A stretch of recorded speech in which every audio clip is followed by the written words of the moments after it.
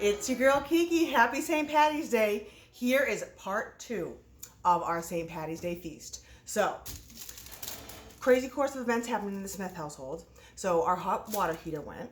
So the gentleman's fixing it right now. So that happened with our Lucky the Leprechaun. Played more than just tricks on us. So I'm gonna get this done quick. If you hear noise, I apologize. So we're just gonna start right away.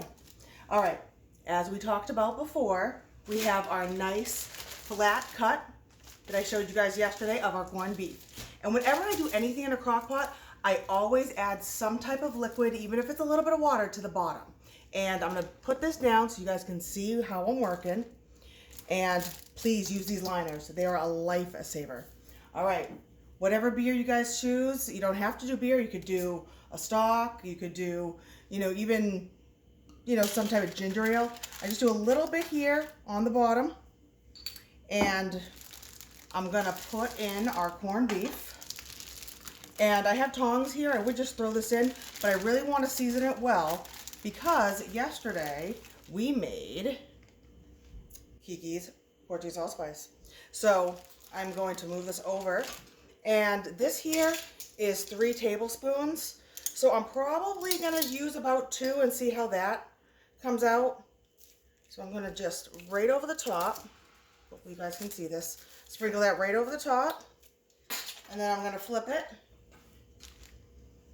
And they say flat side or fat side on a flat because it goes down and you get more of that flavor they were talking about.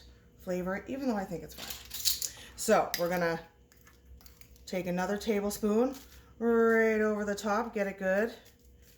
Make sure it's all covered. All right, I might just do a tad bit more. All right, we're looking good.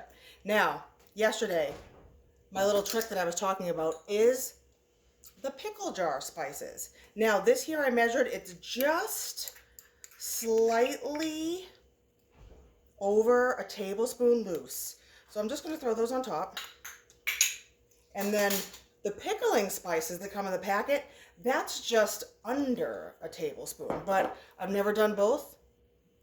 So I'm gonna throw those in. What the heck, right? It's a holiday. So now the beer, even though we put this on, I'm just gonna slightly put some more over the top. So this is a 12-ounce beer. The remainder, I'm gonna sprinkle. Here we go. So I think that beer and the allspice is gonna create a great almost, not a broth, because you don't really do a broth on corned beef, but you know what I mean. It's gonna make that pretty nice. So now lastly, we're just gonna take our veggies and put them around. So we got some potatoes. Just gonna put that right around there. We have onions and carrots. Another fun fact about Kiki, I don't like cooked carrots. I like baby carrots raw, but I found these ones. So these are really actually some thick baby carrots. So, and they even still have the stem. So I'm just gonna chop off any remaining little green stems. That's what they call it when the green comes out of the top. And just gonna throw those in. Marvelous. And onion, I'm going to quarter that. Actually, it's kind of a big onion. Maybe I'll do an 1/8. That is kind of giant. All right.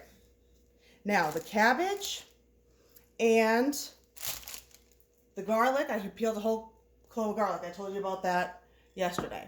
Now this here, the cabbage, that's gonna go in an hour before. And every once in a while, the cabbage kind of falls apart. If you're doing it, the leaves come off. So I cut one of my skewers in half.